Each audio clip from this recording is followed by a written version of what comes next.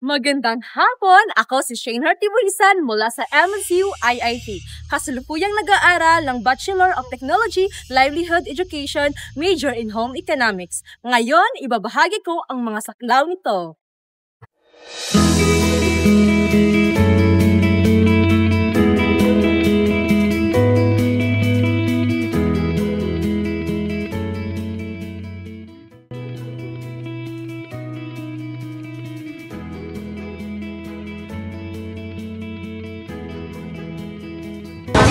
Ang pangunahing pangangailangan ng tao, ang pangunahing inasahan sa mga pamilya sa karamihan ng mga lipunan ay ang pagtugon sa mga pangunahing pangangailangan ng tao.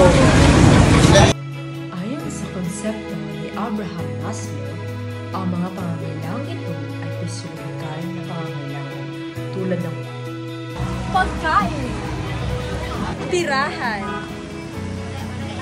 damit, kaligtasan, individual na kagalingan. Ang individual na kagalingan ay tumutukoy sa pagsulong ng pisikal at mental na kalusugan ng isang tao, kaalaman at kasanayan, mga halaga at mga responsibilidad.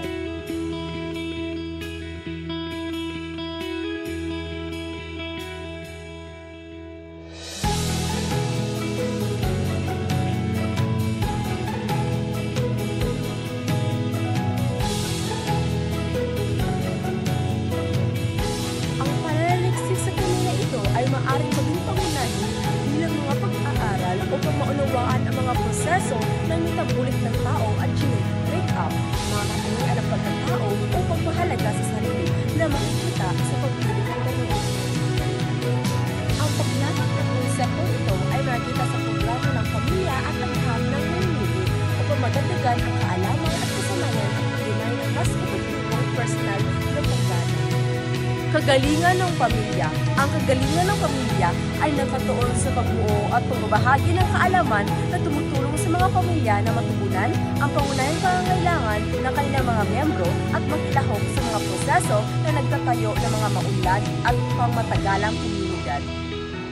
Mas binibigyang pansin ng agham ng pamilya at namimili ang mga tungkulin, responsibilidad at gawain ng pamilya kaysa sa estruktura nito. Sa isang maunlad ng ekonomiya at makabagong lipunan gaya ng Estados Unidos, mayroong malaking ugnayan sa pagitan ng mga pamilya at iba pang sistema sa produksyon ng mga kalakal at serbisyo upang matugunan ang mga pangangailangang ito. Ang mga dokumento ng akreditasyon ng American Association of Family and Consumer Sciences ay naglarawan ng mga aspeto na pangangailangan ng tao kaugnay ng malapit na kapaligiran na pinagtutuunan ng agham ng pamilya at namimili. Ang mga sumusunod na konsepto ay karaniwang matatagpuan sa ganitong listahan. mga sistema ng pamilya kabilang ang mga salik ng pang-ekonomiya, panlipunan, pangkultural, pampolitika at demografikong dinamika at tungkulin ng pamilya. Huwag magtapon ng basura kahit saan. Pag-unlad ng tao sa buong kurso ng buhay. Nutrisyon at pagkain ng tao sa pag-unlad, kalusugan at kagalingan ng mga individual, pamilya at komunidad. Disenyo at pagbabago ng teknolohiya.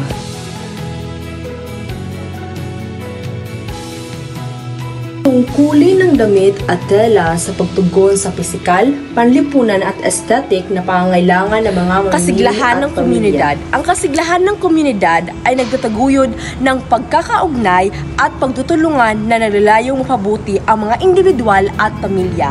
Ang konseptong ito ay maaaring iugnay sa mga taong nakatira sa isang partikular na lugar o sa mga grupo na itinuturing ang kanilang sarili o bilang isang komunidad batay sa magkatulad na interes at paniniwala.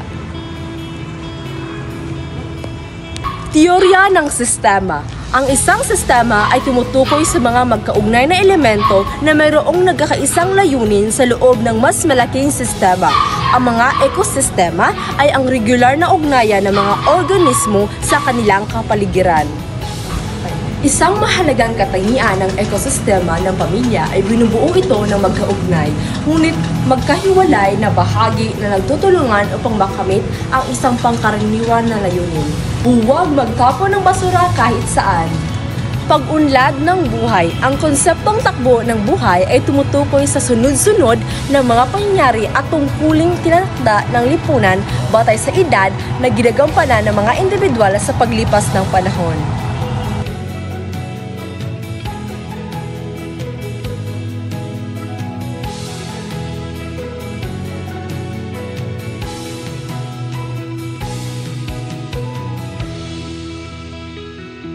Ayon sa teorya ng kursong pangbuhay, ang pag-unlad ng tao ay isang magkatuwang na proseso kung saan ang panlipunan, kultural, psikolohikal at biology ng mga impluwensya ay nagkaugnay sa paglipas ng panahon sa konteksto ng kultural at mga lipunan na ekstruktura.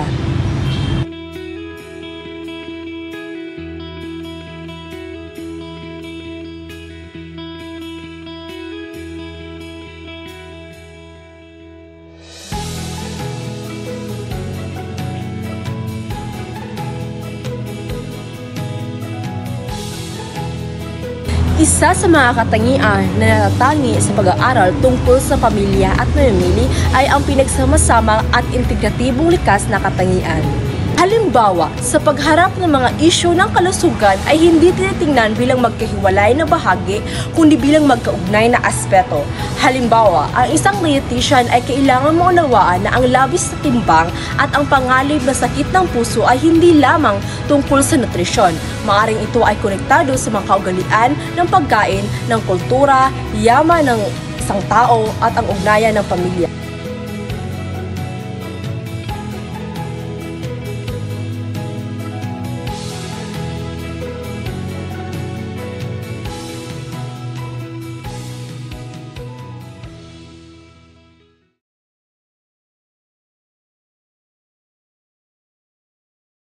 Hala, meron pala akong pasulit ngayon.